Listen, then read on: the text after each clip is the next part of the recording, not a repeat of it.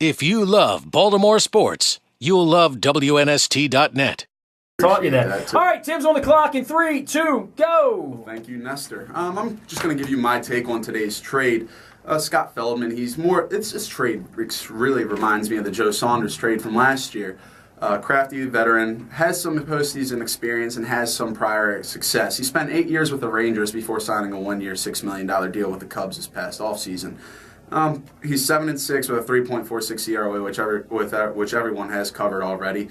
And what I really love about him with the way that Camden Yards is, with the shorter dimensions and it being more of a hitter's ballpark, is that he's a ground ball pitcher. Through 91 innings pitched, his ground ball rate is a 50.7% ground ball rate, and that's about 3% points higher than what his career average is. I love that. He keeps the ball low, makes sure that he doesn't get it up in the air. He's given up 10 home runs this year and struck out 67 batters, so he's not going to overpower you.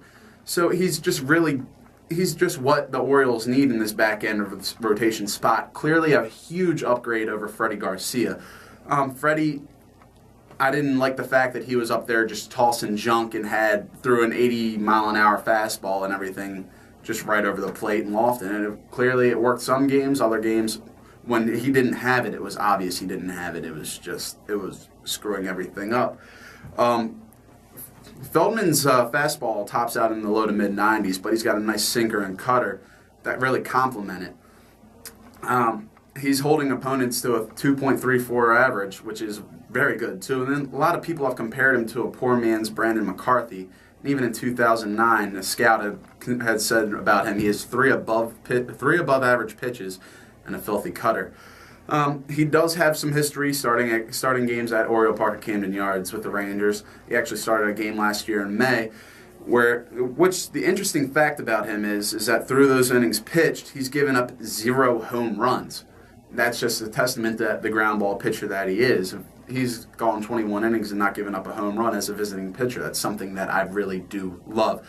It's a huge asset to have. I mean, with the pitching staff that we do have, we have a bunch of middle to back end of the rotation guys, and yes, he's another back end of the rotation guy, but he's weeding, with this trade, we're weeding out the Freddie Garcias, the Jair Jurgens, just those kind of pitchers that we don't really need in the staff.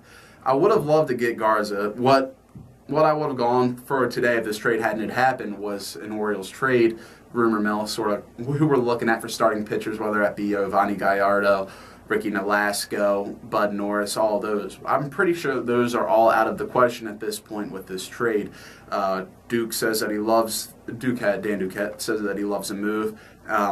He also released that he was wishing the best for Pedro Strop and Jake Arrieta.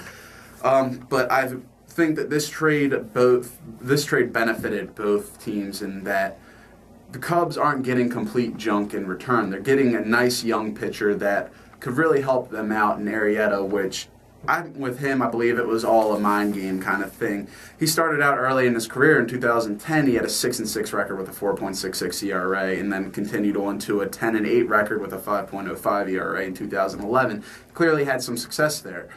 The ERA isn't where you'd like it, but it was in the lower 5s and higher 4s, which is manageable. Last year, he got lit up with a 3.9, 6.2 ERA, which is not what the Orioles were looking for when we drafted him in 2007. 2007. We were hoping that he would eventually come into this fruition of having the top starters with Britton and Tillman, just the big three that all Orioles fans had dreamt of having, since we haven't really had a number one starter since Messina.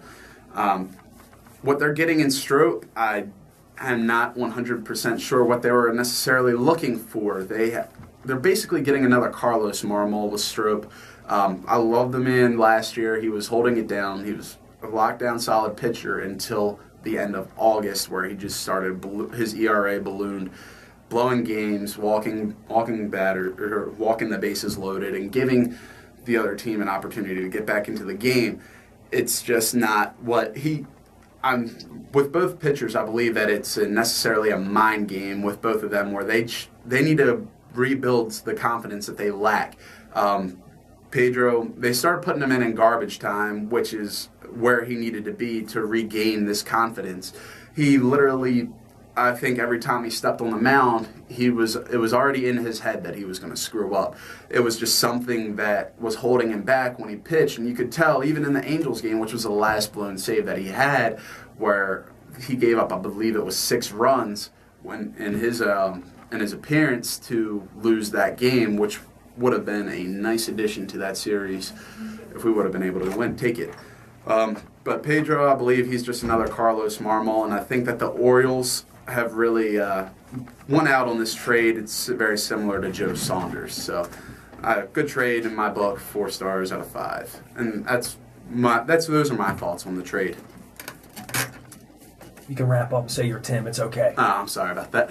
I'm Tim Jones. You can follow me on Twitter at TacoTim3. That's a long story behind my Twitter handle. Well, we have time. Well, it happened at my internship, and there was an incident where we had tacos one night in the studio, and we were just eating in the studio. Not allowed at WNST. Against the rules. It wasn't necessarily in the studio. It was we brought them in. I got a phone call on my way over, and just a long story. So well, if you're in charge of tacos, that's not necessarily a bad thing. You shouldn't apologize for that. Well, I wouldn't want to necessarily go deeper into it, but I was in charge of tacos for the night. Well, we do agree on one thing. We've given the trade 4 stars each. So If you love Baltimore sports, you'll love WNST.net.